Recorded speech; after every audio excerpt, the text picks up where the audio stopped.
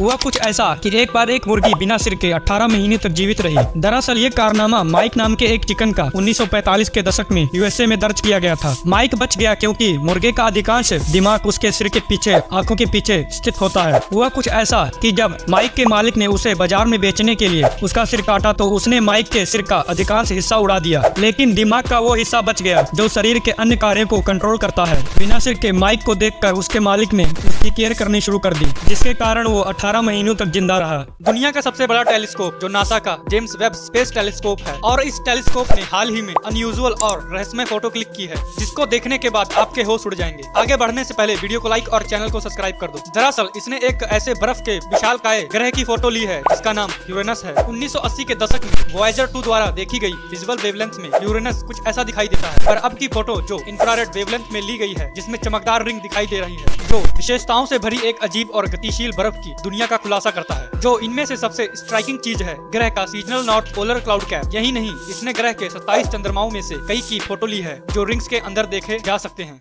आमतौर पर कुत्ते का जीवन काल लगभग 10 से 15 साल तक होता है, पर according to Guinness World Record Blue एक फीमेल कुत्ता है जिसने इस रेखा को भी पार कर दिया है। बताऊंगा, पर उससे पहले वीडियो को लाइक और चैनल को सब्सक्राइब कर दो। तो दोस्तों, ब्लू एक ऑस्ट्रेलियन कैटल डॉग है जिसका जन्म 1910 और डेथ 1939 में हुई, और ब्लू 29 साल 5 महीने तक जिंदा रही। क्या टाई पहनने से दिमाग में नहीं जाएगा खून? What?